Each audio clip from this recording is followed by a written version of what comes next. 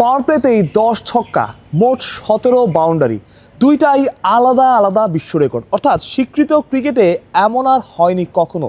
শুধু তাই না, হাবিবুর রহমান সোহান পাওয়ার প্লেতে 24 বল খেলে করেছেন 88 রান, যেটাও বিশ্ব রেকর্ড। ভেঙেছেন সুরেশ রায়নার 25 বলে 87 রানের বিশ্ব রেকর্ডটা। অর্থাৎ পাওয়ার প্লেতে একজন ব্যাটারের পক্ষে সর্বোচ্চ রান এখন বাংলাদেশের সোহানের স্বীকৃত টি-20-তে। ছিল আরও ছোট বড় অনেক রেকর্ড। টি-20 ক্রিকেটে 1 ওভারে 31 রান, সেখানেও ছিল হাবিবুর রহমানের ছোট্ট অবদান। যদিও মূল কাজটা করেছেন 5 বলে 5 ছক্কা মারা আকবর আলী।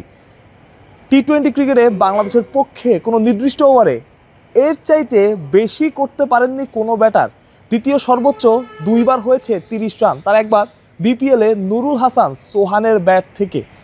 তবে এই রেকর্ড নিয়ে আমার আলোচনা না, এই রেকর্ডগুলো হয়তো কাল থেকে আজ পর্যন্ত পুরনোই হয়ে গেছে।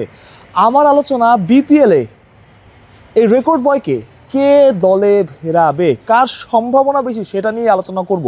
গত আসরে সোহান খেলেছিলেন ঢাকা ক্যাপিটালসের হয়ে।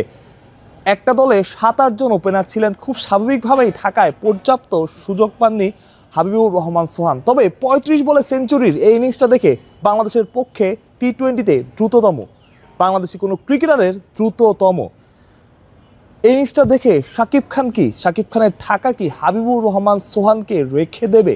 কিন্তু সেখানে বড় বাধা হতে পারে সিলেট টাইটান্স। কারণ যে দলটা ওন করে ক্রিকেট উইথ সামি, তাদের অধীনেই হাবিবুর রহমান সোহান। অধীনে in a sense cricket with Sami যে স্পোর্টস ম্যানেজমেন্ট প্রতিষ্ঠান, সেখানেই বা তারাই আসলে হাবিবুর রহমান সোহানকে ম্যানেজ করে। আপনারা কালকে হাবিবুর রহমান সোহানের ওই ইনিংসটা দেখেছেন, অনেক স্টিল ছবি দেখেছেন, খুব সুন্দর কিছু শট দেখেছেন, কিন্তু আপনারা লক্ষ্য করেছেন কি না তার ব্যাটে কিন্তু ক্রিকেট উইথ সামির স্ট্রিকার, অর্থাৎ ক্রিকেট উইথ সামির স্ট্রিকার নিয়েই তিনি খেলেছেন। অর্থাৎ যে ক্রিকেটারটা এতদিন ধরে বা এত সময় ধরে বা এমন একটা ইনিংস বা ক্রিকেট উইথ সামির স্ট্রিকার নিয়েই খেলেন, তাদের দলই বা তারা দলই তাদের ফেরাতে চাইবে, সেটাই খুব স্বাভাবিক। হয়তো আরও অনেক দলের নজর থাকবে এবং শাকিব খানের ঢাকাও হয়তো বা নিলাম থেকে হাবিবুর রহমান সোহানকে টার্গেট করতে পারে, সেটার সম্ভাবনা আছে। আমরা সূর্যবংশীর ইনিংস দেখেছি 32 রানে, সেটারও ভাঙার সম্ভাবনা ছিল সোহানের।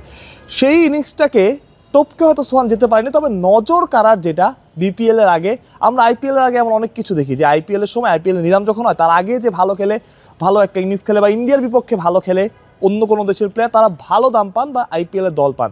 বিপিএলে এবার যেহেতু নিলাম হচ্ছে, একই ঘটনা ঘটতে পারে। হাবিবুর রহমান সোহান চড়া দামে বিক্রি হতে পারেন এবং ঢাকাও হয়তো বা সেখানে চোখ রাখতে পারে। রাজশাহী আপনাকে বলে রাখি, রাজশাহী প্রিমিয়ার লিগ হয়েছিল, সেখান থেকেই কিন্তু সোহানের উত্থান। সোহান একসময় টেপ বল ক্রিকেট খেলতেন, টেপ বল ক্রিকেট ধুম ধাক্কা 6 মারতেন। সেই সোহানই পরবর্তী ক্রিকেট বলে আসেন, ক্রিকেট বলে খেলেছেন এবং লিস্টে ক্রিকেটেও কিন্তু বাংলাদেশ সবচেয়ে কম বলে সেঞ্চুরিটা সোহানের দখলেই। সে ক্রিকেটারকে কে দলে ফেরাতে চাইবে না? রাজশাহীও নিশ্চিত করে চাইবে। অর্থাৎ কমপক্ষে 3টা দলের নজর থাকবে হাবিবুর রহমান সোহানের দিকে, রাজশাহীর, সিলেটের এবং অবশ্যই যে দলটাতে গতবার সোহান খেলেছেন সেই ঢাকার। এখন কি শাকিব খানের ঢাকা কত মূল্যে সোহানকে আসলে দলে ফেরাতে চাইবে, কত মূল্যে দলে ফেরালে সেটা ইফেক্টিভ হবে? ওদিকে আছে সিলেট টাইটান্স, তারা নিশ্চিত করে তাদের ক্রিকেটার সোহান এতদিন ধরে তারা প্রমোট করেছে। ইভেন কালকেও তাদের পেজ থেকে অনেক পোস্ট দেখছিলাম, তারা সোহান সেই ব্যাটটা দিয়ে খেলেন, সেই ব্যাটটাতে ক্রিকেট উইথ সামির স্টিকার, যেই মালিকানাতেই এবার খেলবে সিলেট টাইটান্স। বুঝতেই পারছেন সিলেটের নজর থাকবে সোহানের দিকে, ঢাকারও থাকবে, রাজশাহীরও থাকার কথা। এমন একটা ইনিংস খেলার পর আসলে 5 দলেরই সোহানের প্রতি নজর থাকার কথা, সোহানের দিকে নজর থাকার কথা। এবার আসে একটু আকবর আলীর কথাতে। 5টা ছক্কা তিনি মেরেছেন 5 বলে। 6টা বল পেলে হয়তো 6 বলে 6টা ছক্কাই মারতেন। অনূর্ধ্ব-19 যে দলটা বিশ্বকাপ জিতেছিল, ক্যাপ্টেন ফ্যান্টাস্টিক বলা হতো আকবর আলীকে। ইভেন লাস্ট এনসিএলও তিনি জিতিয়েছেন দলকে। আকবর আলী বোধহয় একমাত্র পোটেনশিয়াল ক্রিকেটার যাকে নিয়ে আলোচনা হয়েছে কিন্তু তিনি জাতীয় দলে খেলতে পারেননি। একই দলে তানজিম সাকিব, তানজিদ তামিম সহ পারভেজ ইমন থেকে শামীম পাটোয়ারি, মাহমুদুল হাসান জয়, প্রায় সবাই, অনেকেই জাতীয় দলে খেলে ফেলেছেন, তাদের খেলার কথা ছিল। শুধুমাত্র আকবর আলী খেলতে পারেন নাই। এবারে হয়তো আকবর আলীর সামনে ভালো সুযোগ, সামনের কোনো টুর্নামেন্টে হয়তো আয়ারল্যান্ড সিরিজ না হতে পারে, বিপিএলে যদি তিনি ভালো করতে পারেন তাহলে নিশ্চিত করেই জাতীয় দলের খুব কাছাকাছি, এমনকি এমন হতে পারে আকবর বিশ্বকাপ খেলে ফেলেছেন। ওই 5, 6 নাম্বার 7 নাম্বার পজিশনে এমন একজন ক্রিকেটার দরকার যার উপর ভরসা রাখা যায়, যাকে দল ভরসা করতে পারে। সে আকবর আলীর কথা আমরা আগেও বলেছিলাম। অর্থাৎ এইবারের নিলামটা খুব ইন্টারেস্টিং হতে যাচ্ছে, যেখানে কিছু নাম চলে আসছে আলোচনাতে। হাবিবুর রহমান সোহান হয়তো আলোচনাতে ছিলেন না, গতবার তার সাথে অনেকবার কথা হচ্ছে, অনেকে আক্ষেপ করে কথাবার্তা বলছিলেন যে খেলার সুযোগ পাচ্ছেন না। খুব স্বাভাবিকভাবেই ঢাকাও আসলে পারেনি, কারণ তাদের একটা টিমে 7-8 জন ওপেনার ছিল, সবাইকে একটু একটু করে খেলিয়েছে। হাবিবুর রহমান সোহান তো জানতেন না যে কোন ম্যাচে তিনি খেলবেন, পারফর্ম করতে পারেন না, খুব হতাশ ছিলেন। সেই হাবিবুর রহমান সোহান যেভাবে খেলেছেন, হংকং খুব ছোট দল মনে হতে পারে আপনার কাছে, কিন্তু আরব আমিরাতের সাথে যখন সূর্যবংশী সেঞ্চুরি করে 32 বলে, তখন আমরা সেটাকে অনেক অ্যাপ্রিসিয়েট করি। আবার একই রকম প্রতিপক্ষের বিপক্ষে যখন হাবিবুর রহমান সোহান ভালো ইনিংস খেলে, তখন আমরা বলি যে আরে হংকংয়ের সাথে খেলছে, মাঠ ছোট, ব্যাটিং উইকেট, একই উইকেটে সূর্যবংশী খেলে, তখন আমরা খুব অ্যাপ্রিসিয়েট করি, অনেক কথা বলি। আমার মনে হয় অ্যাপ্রিসিয়েট কিছু হাবিবুর রহমান সোহানেরও প্রাপ্য, যে উইকেটে যে মাঠেই হোক না কেন ভাই, আপনি 24 বলে 88 রান করেছেন, সেটা যে উইকেটই হোক, 17টা বাউন্ডারি মেরেছেন আপনি পাওয়ার প্লেতে।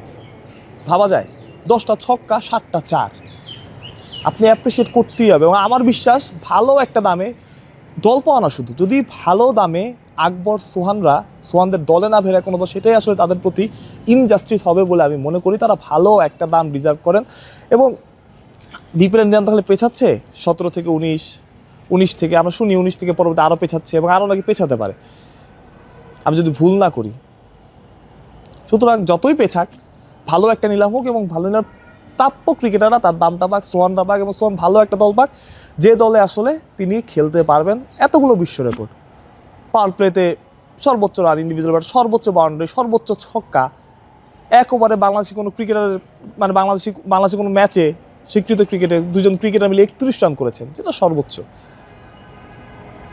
সো আমার আশা শাকিব খানের ঢাকা কিংবা সিলেট টাইটান্স যেখানেই যাক, কিংবা রাজশাহী, চট্টগ্রাম কিংবা রংপুর, সোহান তার ন্যায্য মূল্য পাবে এবং ভালো দামে ভালো একটা দলে যেতে পারে। সেখানে সে এনশিওরিটি পাবে, তাকে এনশিওর করা হবে যে তিনি 2-1টা ম্যাচ খারাপ খেললে, এমন হয় যে 1-2 ম্যাচ খারাপ করে তাকে বসিয়ে দেওয়া হয়, সেই জিনিসটা হবে না। সোহান নির্ভয়ে খেলতে পারবেন, তাকে ফ্রি লাইসেন্স দেওয়া হবে যে তুমি মারো, তুমি 3 ম্যাচ খারাপ খেলো, তাও তুমি পরের ম্যাচগুলোতে সুযোগ পাবে। এই লাইসেন্সটা খুব দরকার, খুবই দরকার, অন্তত সোহানের মতো ক্রিকেটারদের ভালো পারফর্ম করার জন্য, যাদের বাংলাদেশ ক্রিকেটে খুব দরকার। এমন ক্লিনিট আমি আগেও বলেছি, এমন ক্লিনিটার বাংলাদেশ ক্রিকেটেই খুব কম এসেছে। অনেকেই বলে সোহানের রিস্ট পাওয়ার বাংলাদেশের অন্যতম সেরা, সেটাকে বাংলাদেশ দল কাজে লাগাক। মাহরুজ প্রত্যয়, বিডি ক্রিক টাইম।